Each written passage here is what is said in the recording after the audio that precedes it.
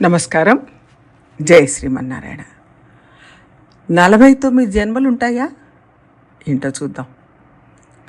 ధర్మ సందేహంలో ఒక ప్రశ్న వచ్చింది. దాని సమాధానం ఇప్పుడు చెప్పుకుందాం. స్వర్గం నరకం ఎందుకు? ఆత్మకు కష్టనష్టాలు లేవు కదా, అప్పుడు స్వర్గ నరకానికి పోయి ఏది అనుభవిస్తుంది? ఆండాళ్ళు కూడా ఎత్తెక్యం 7 పిరవిక్యం అంటే 7 జన్మలు అన్నది కదా, అంటే 49 జన్మలు ఉన్నాయా అని ప్రశ్న.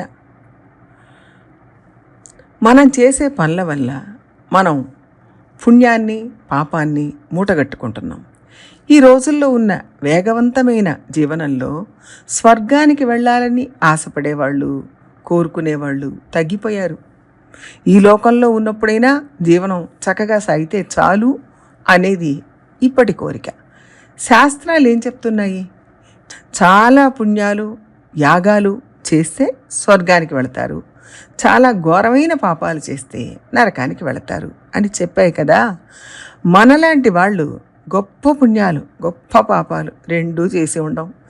ఏదో చిన్న చిన్న పుణ్యాలు చిన్న చిన్న పాపాలు చేస్తూ ఉంటాం. మళ్ళీ ఈ లోకంలోనే పుట్టుక దొరుకుతుంది. చాలా గొప్ప పుణ్యాలు చేసిన వాళ్ళు, జ్యోతిష్ఠోమం లాంటి యజ్ఞాలు చేసిన వాళ్ళు మాత్రమే స్వర్గానికి వెళ్ళగలుగుతారు. కొన్ని ఘోరమైన మహాపాతకాలు పాపాలు చేసిన వాళ్ళు నరకానికి వెళతారు. సాధారణ పాపాలు పుణ్యాలు చేసే మిగిలిన వాళ్ళు మళ్ళీ ఇక్కడే పుడతారు.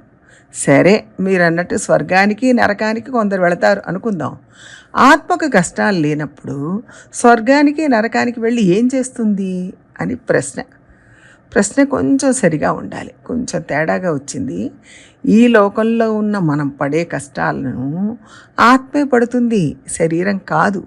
జ్ఞానం ఉన్నది ఆత్మకే, కాబట్టి జ్ఞానం ఉన్న ఆత్మ సుఖదుఖాలను అనుభవిస్తుంది. శరీరం జడ పదార్థం. శరీరానికి దెబ్బ తగిలినా శరీరానికి నొప్పి పుట్టదు, నొప్పి ఉండదు దానికి. ఆత్మ నిత్యం. ఈ దేహాన్ని ఇక్కడే వదిలేసినా ఆత్మ స్వర్గ నరకానికి వెళ్ళినా అలాగే ఉంటుంది. అది సంపాదించిన పాపపుణ్యాలు కూడా అలాగే ఉంటాయి. స్వర్గలోకంలో వేరే శరీరాలు దొరికి దాంట్లో ఆత్మ ఉండి అక్కడి అనుభవాలు పొందుతుంది. ఆ పుణ్యం అయిపోతే మళ్ళీ మానవ లోకంలోనే పుట్టాలి. కాబట్టి శరీరానికి కష్టసుఖాలు లేవు, ఆత్మకే కష్టసుఖాలు ఉంటాయి. మనకు ఒక్కొక్కళ్ళకి 7 జన్మలు ఉంటాయా అంటే కాదు. 7 ఉండొచ్చు, 72 ఉండొచ్చు, 700 ఉండొచ్చు, అనంత కోటి జన్మలు ఉండొచ్చు, చెప్పలేం. మరి పిల్లికి 7 జన్మలు, మనుషులకు 7 జన్మలు, ఒకేలాంటి వాళ్ళు 7 ఉంటారు ఇలా చెప్తుంటారు కదా. అంటే ఇవన్నీ నోటి మాటగా చెప్పుకునేవే తప్ప వీటికి ఖచ్చితంగా ప్రమాణాలంటూ ఏమీ కనపడవు. మరి 49 జన్మలు అని తిరుప్పావైలో గోదాదేవి చెప్పినట్టుంది కదా. అంటే ఎంతమంది అక్కడికి వచ్చారంటే చాలామంది వచ్చారు అంటాం. అంటే ఎంతమంది అని ఖచ్చితంగా చెప్పలేనప్పుడు చాలామంది అంటాం. అంటే లెక్క పెట్టలేదు, లెక్క పెట్టలేనంతమంది అని అర్థం. అట్లాగే 7 అంటే అనంతమైన అనే అర్థంలో తీసుకోవాలి. 7 × 7 49 జన్మలు, లేక 7 + 7 14 జన్మలు అని అర్థం కాదు. 7 జన్మలకు ప్రాముఖ్యత ఉంది. మనం చేసిన పాపపుణ్యాల ఫలితం నాతో కలిపి అంటే మనతో కలిపి ముందు 7 తరాలు వెనక 7 తరాలకు ఉంటుంది.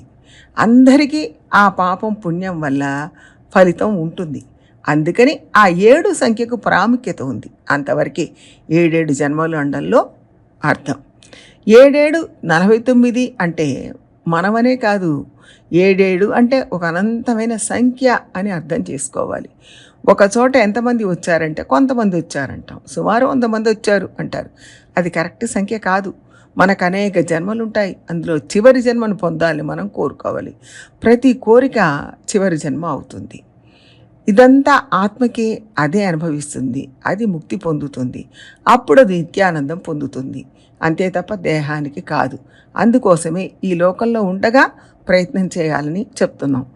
ఆత్మ ఏ ప్రయత్నం చేసినా దేహాన్ని సాధనంగా చేసుకునే ప్రయత్నం చేయాలి. కాబట్టి ఈ లోకంలో ఉండగానే మంచి పనులు చేయాలి, పుణ్యాన్ని సంపాదించుకోవాలి, మోక్షం కోరుకోవాలి. జై శ్రీమన్నారాయణ.